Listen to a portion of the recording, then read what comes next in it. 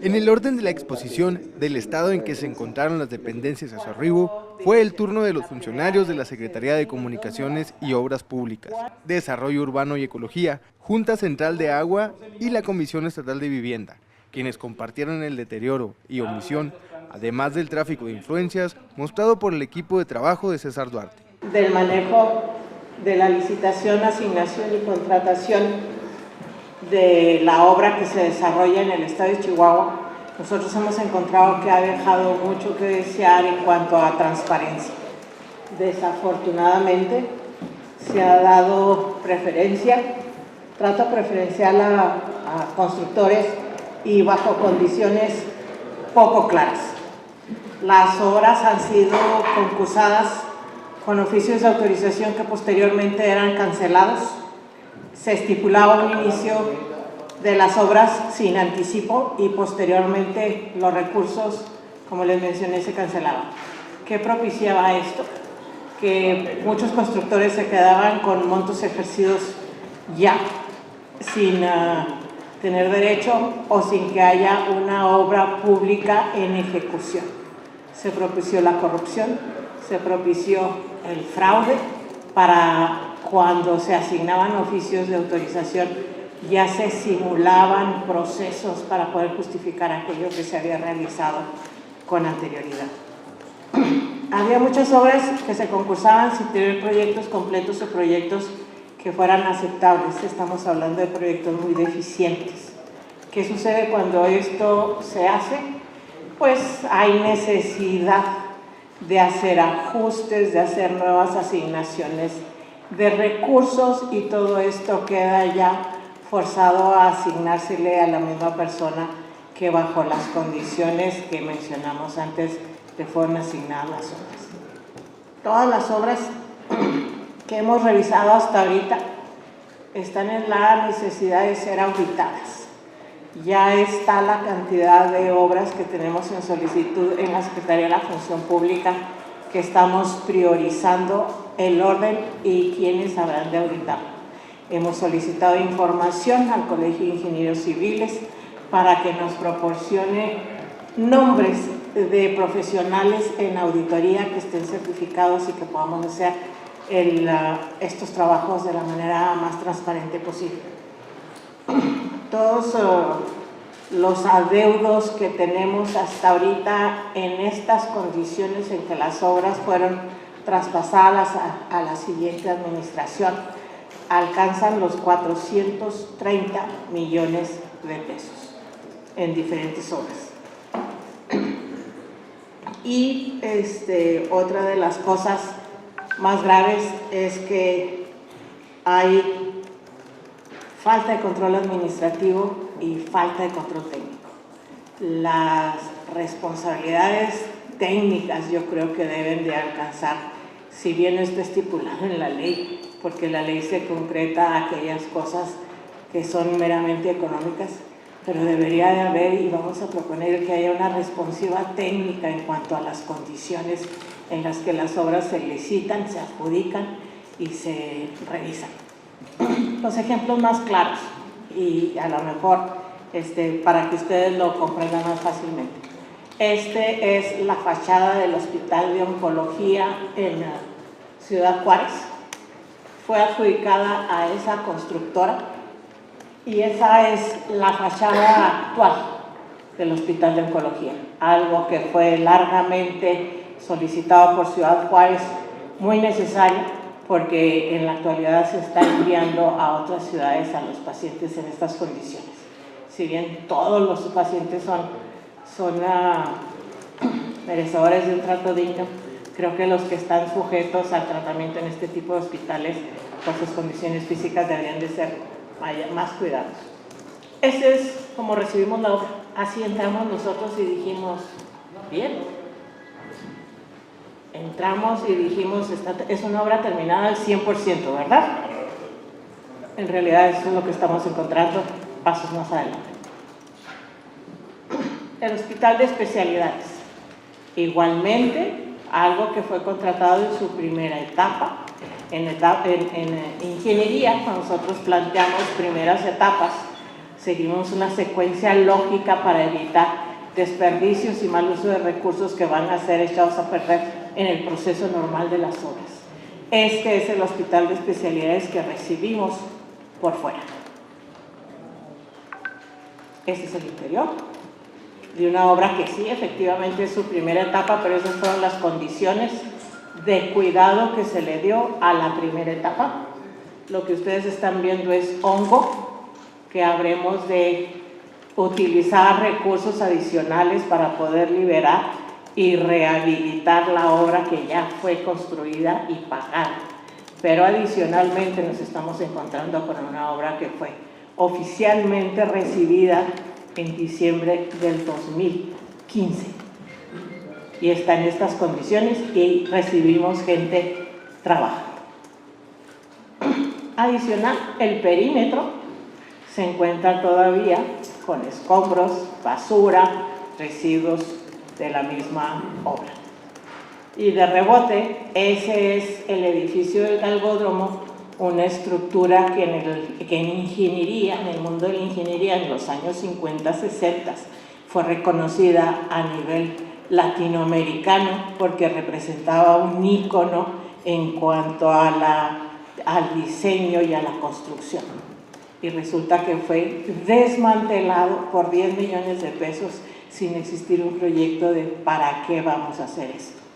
Y lo que hizo fue propiciar el vandalismo.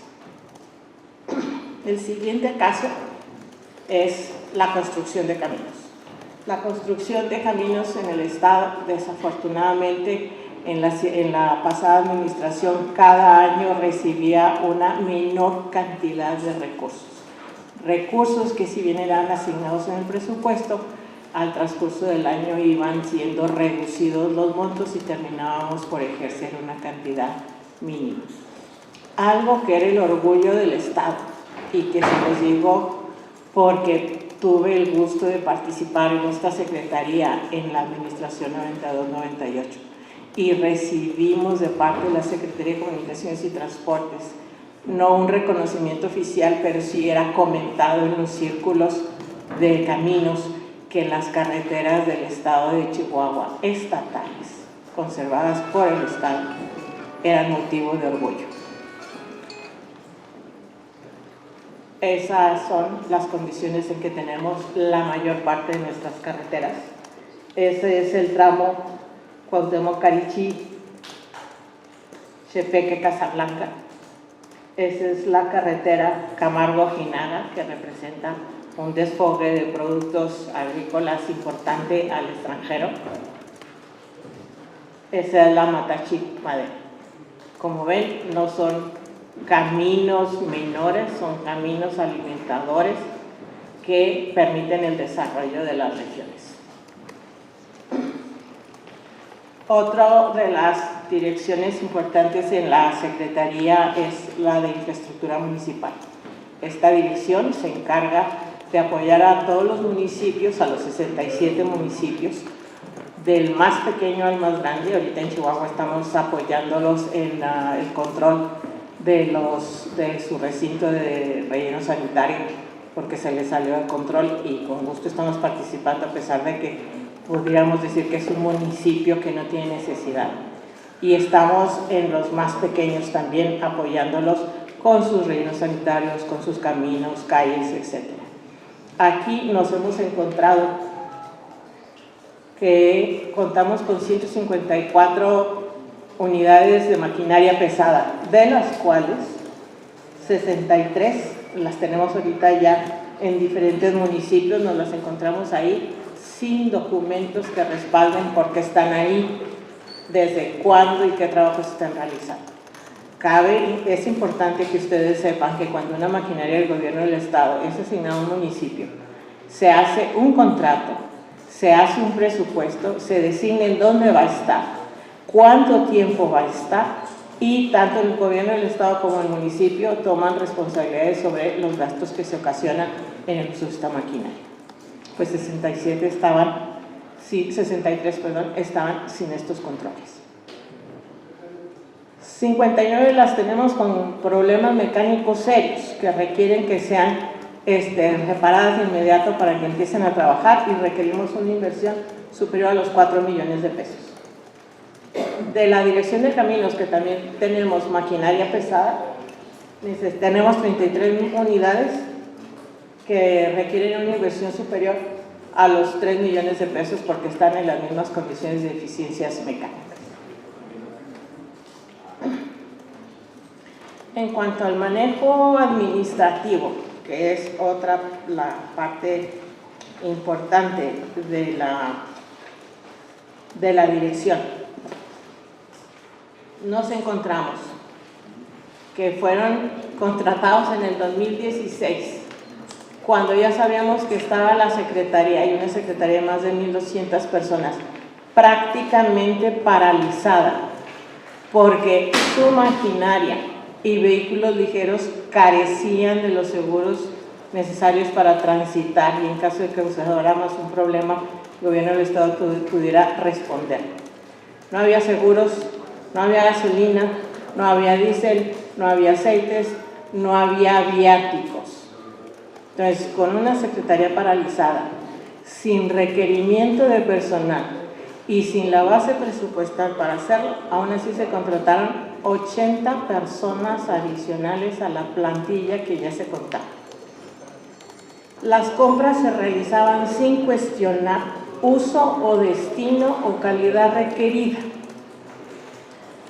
Los combustibles, cuando se tenían, se adjudicaban sin control en cuanto a dotación y consumo, y hasta el momento estamos en un programa para determinar el rendimiento que da cada unidad para ver si es válido o no lo que se está consumiendo.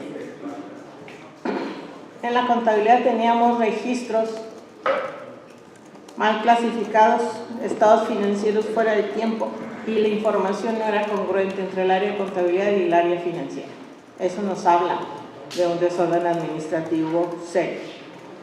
En los almacenes estamos encontrando diferencias significativas en los inventarios.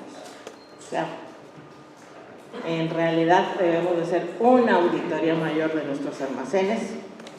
Los récords en activos fijos, sus registros están atrasados y con graves faltantes. Hay el caso de una compra que se realiza, si la realizamos contra factura, nos encontramos que nos fue entregado menos del material, que se le da una entrada en activo fijo del total de la factura, y que de un equipo nuevo, pues misteriosamente 3 meses después se da de baja equipo por incendio. El adeudo a proveedores de otro tipo que no son nuestros contratistas es superior a los 35 millones de pesos todavía. Estamos liquidando combustibles, viáticos, papelería, etcétera, etcétera. En calidad de titular de la Secretaría de Desarrollo Urbano y Ecología, me permito informar a ustedes la situación en la cual encontramos esta dependencia. En primer término, me permito comentarles que a la llegada a la Secretaría nos encontramos con la existencia de varios proyectos en los que está involucrada la transferencia de recursos federales, tanto de la Semarnat como de la SEDATU. Y en este sentido, bueno, estos proyectos lo más delicado es que están inconclusos y sin habérseles dado el debido seguimiento, llegando uno de ellos al extremo de que está totalmente liquidado el proveedor del servicio sin que se haya concluido el proyecto ni se haya presentado ante la instancia federal correspondiente el finiquito correspondiente. Esta situación es muy preocupante, ya que la falta de procedimientos administrativos ha conducido este incumplimiento, digamos, en la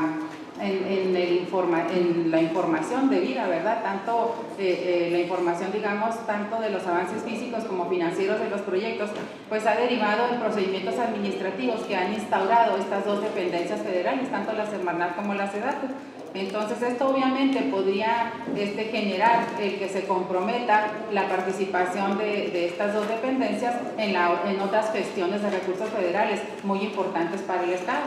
Entonces, bueno, esta es una de las situaciones que nosotros encontramos. Continuando con esta temática, también les comento que encontramos en el caso de recursos provenientes de fondos propios, como es el Fondo Ambiental, pues también fueron aplicados de una manera irregular, desvirtuándose la finalidad que tiene la creación del fondo, que también pues es muy importante velar que el ejercicio de los recursos que se tienen en la dependencia cumpla con lo estipulado en la normatividad correspondiente. Asimismo, les menciono que en materia de regularización del suelo, una necesidad muy sentida de la población, pues nosotros encontramos que hay un rezago muy importante en la atención de esta necesidad. Hay casos, por ejemplo, de personas que están solicitando un predio desde el 2000 y no se les ha atendido. También la manera como se asignan los predios, ¿verdad? Estas personas no siguen un orden estricto, sino hay personas que pueden haber hecho su solicitud más recientemente y se les asigna un terreno, y gente que tiene desde el 2000 y no ha logrado que se le asigne un terreno. Bueno, esta situación también es muy delicada, ¿verdad? Y a fin de ampliar pues lo referido aquí,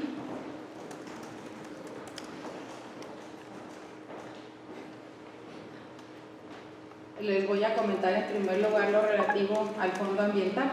Al inicio de nuestra gestión encontramos que en el caso del Fondo Ambiental, de sus recursos generados por el actor administrativo y procedimental de la dependencia, no está orientado esencialmente para realizar actividades que aportaran al mejoramiento del medio ambiente, toda vez que se le dio un giro completamente distinto para el cual fue conformado, puesto que el 81% del presupuesto del fondo se destinó directamente a nómina de empleados contratados, monto que asciende a una cantidad cercana a 2.700.000 pesos, destacando en este punto que al momento de la entrega-recepción nos encontramos con personas de reciente contratación, teniendo incluso algunas una antigüedad de 0 a 1 mes. Entonces el problema con esto es que está en una situación irregular, es gente que no tiene prestaciones, ningún tipo de prestaciones, es una lista de raya. Lo que estamos haciendo pues es también trabajar, ¿verdad?, para que se regularice esta situación y que puedan estar los que realmente necesitan estar en la dependencia, pues que puedan estar debidamente contratados de acuerdo a lo que marca el marco legal. Esta situación también propició que se desatendieran requerimientos importantes, como el que les expondí a continuación. En la Dirección de Ecología se encontró, por ejemplo, una unidad móvil de monitoreo ambiental que ayudaría mucho a conocer la calidad del aire que respiramos en esta ciudad y en otras ciudades del estado, y en la cual se encuentra en desuso y sin mantenimiento alguno, por lo cual se requiere de un mantenimiento mayor total para volver a hacerla funcionar, siendo necesaria una inversión de cerca de 750,000 pesos, cosa que si hubiera recibido el mantenimiento correspondiente en tiempo y forma, la podríamos tener funcionando, ¿verdad? Y bueno, el Fondo Ambiental, por ejemplo, no se destinó para darle el mantenimiento a esta unidad móvil, que es muy importante. Ahora bien, respecto al tema de asignación de lotes, les puedo mencionar lo siguiente. En este rubro nos encontramos con el hecho de que no se cuenta con reserva territorial suficiente ni en esta ciudad ni en otras, por lo cual es difícil dar respuesta a las innumerables solicitudes de la ciudadanía, situación que se agrava con el hecho de que detectamos la asignación de más de un lote a una sola persona, impidiendo la posibilidad de ayudar a personas de muy escasos recursos que realmente lo necesitan y evidenciando con esto un claro manejo de influencias hacia personas con intereses particulares, incumpliendo así con las claras reglas de operación de la Secretaría. Como lo mencionamos al inicio de nuestra exposición, detectamos algunos proyectos inconclusos, destacando por su relevancia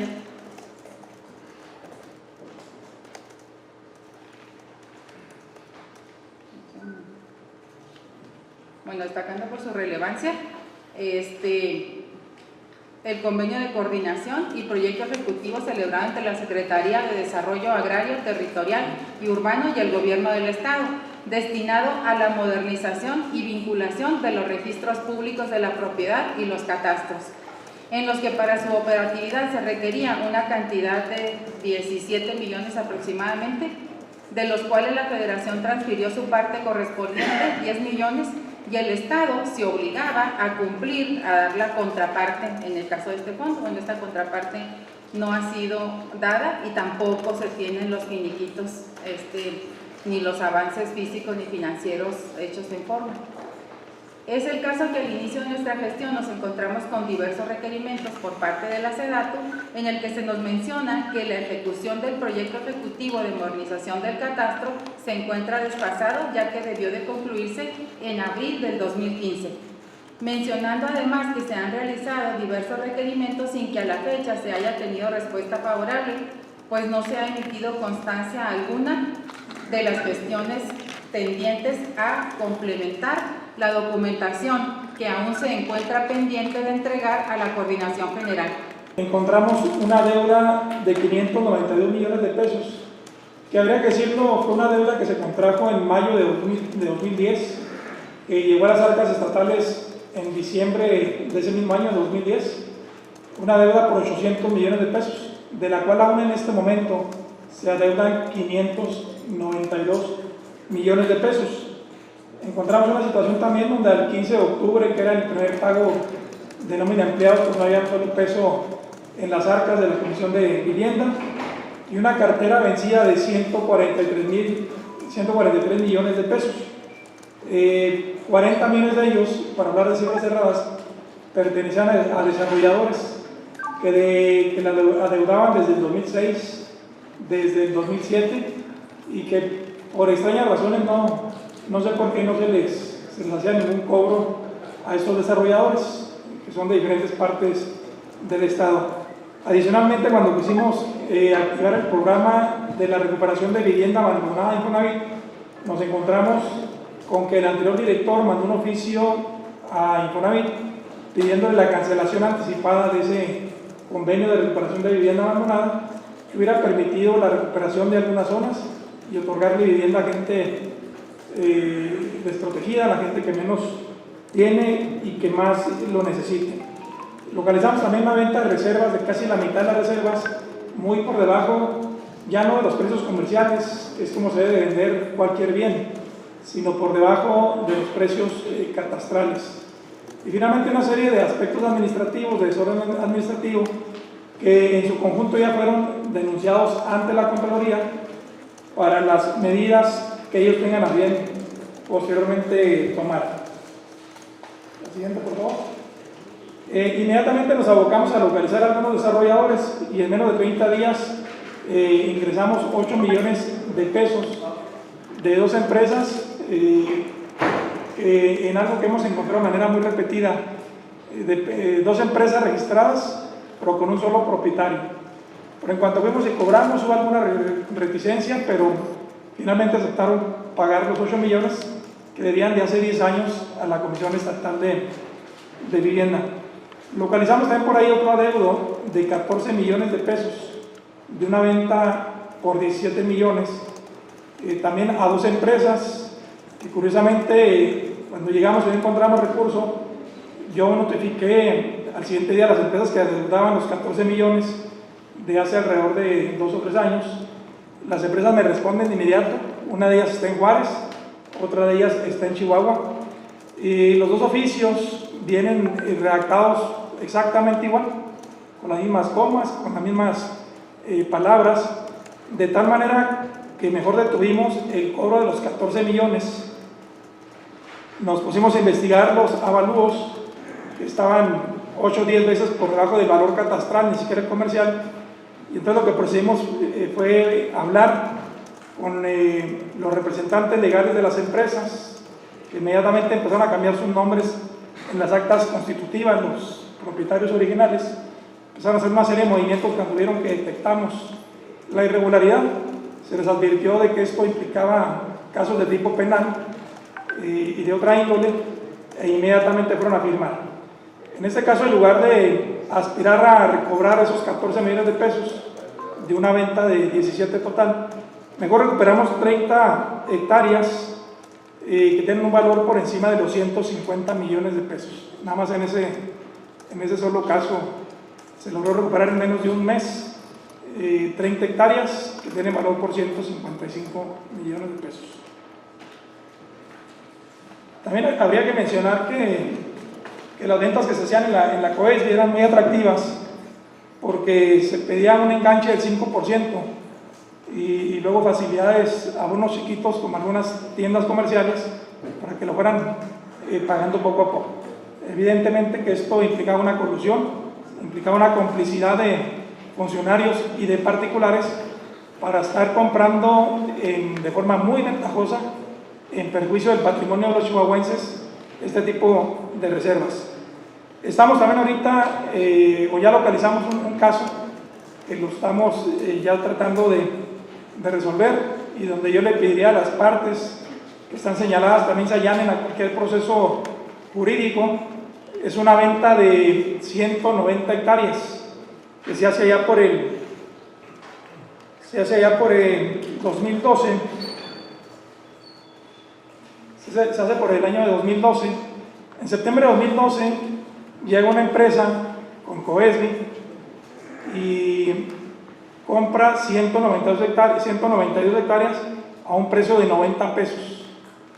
3 meses después la empresa dice que no tiene recurso y entonces entra otra empresa y en lugar de venderle a 90 pesos le venden a 92 pesos, cuando el precio mínimo en esa zona era de 800 pesos el metro cuadrado. Si ustedes multiplican 192 hectáreas por 10.000 metros que tiene cada hectárea, estamos hablando de 1.920.000 metros cuadrados. Y si a cada metro cuadrado le están sacando ustedes una utilidad de 800 pesos o 750 mínimo, porque estamos tomando precios conservadores. Aquí veo la Cámara Mexicana de la Industria de la Construcción presente. Son terrenos que ya han tenido mucho desarrollo en los últimos años y que pudieran costar de 1.500 a 2.000 pesos en términos reales. Se podemos hablar ahí hasta de una recuperación de 2.000 millones de pesos. Pero si hablamos de diciembre de 2012, que curiosamente la transacción se cierra el 31 de diciembre de 2012, el último día, donde la COESBI ve muy provechoso no vender en 90 pesos, sino mejor vender en 52 pesos. Evidentemente también hay algo mal en ese contrato y hay un gran perjuicio a la comunidad chihuahuense, a la cual nos debemos como gobierno. Y siguiendo las instrucciones del gobernador Javier Corral, que nos dijo que no diéramos paso a ningún acto de corrupción, que los denunciáramos, porque además en este tema de pérdida de patrimonio chihuahuense, donde el primer objetivo es recuperarlo, y después ya vía la Contraloría o vía también lo que nos diga el jurídico de la dependencia, actuar por la vía legal, penal y civil para poder resarcir el daño que se le hizo de una manera, desde mi punto de vista, tan descarada pues a los chihuahuenses. En este tema de las 192 hectáreas, si nos vamos al precio mínimo de venta, estamos hablando de más de 1.400 millones de pesos en la diferencia en precio. Aquí no va a haber negociación, vamos a recuperar las 192 hectáreas, vamos a fortalecer lo que es la Comisión de Vivienda para que vuelva a tener esa imagen que tenía en años anteriores con el Instituto de la Vivienda, donde se caracterizaba por construir 3.000 o 4.000 viviendas al año, y hoy estamos hablando de 40, de 70 viviendas en todo un año. Este tipo de acciones van encaminadas a nivelar pues las finanzas de la comisión, a darle autosuficiencia económica, pero sobre todo en algo que ofende gravemente a los chihuahuenses, a resarcir el daño que ha sufrido el patrimonio del Estado, pero que finalmente es dinero que le corresponde a las familias de Chihuahua. Las juntas de agua ofrecen un servicio que se paga mensualmente, de forma directa y en la mayoría de las veces en efectivo. Por lo tanto, resulta escandaloso recibirlas con una deuda de más de 1.000 millones de pesos. Sin embargo, en estas semanas nos hemos concentrado en analizar y establecer la ruta, el esquema preciso mediante el cual vamos a responder a los retos más apremiantes, a fin de ofrecer el servicio y la calidad de agua que los chihuahuenses merecen. Mediante sencillos criterios de administración responsable, he solicitado a los presidentes de las juntas municipales y de las juntas rurales reducir sus costos administrativos o operativos en un 30% antes de que termine el 2016. iniciando con cancelación de celulares innecesarios, retiro y eventual venta de vehículos no utilitarios, acabar con gastos superfluos y con una reconfiguración de la estructura orgánica hacia la eficiencia. Insisto, nos preparamos al 2017 para estar en condiciones de reactivar la inversión, controlar los gastos y relacionarnos de una manera más eficiente y transparente en la atención a nuestros usuarios, especialmente con los más necesitados. En cuanto a infraestructura, entrarán en funcionamiento 4 plantas tratadoras de aguas residuales, construidas, pagadas e inauguradas sin operar, y 3 de ellas sin terminar, en Ciudad Juárez, en Parral, Madera y Huachochi, que se mantienen cerradas con la consecuente y obligada multa por no sanear las aguas residuales. Lo más grave fue permitir la enorme contaminación a través de los residuos. Cada una de estas plantas entrará en funcionamiento durante el primer semestre del 2017. Claro, hay que ponerle la lana que está faltando, ¿no?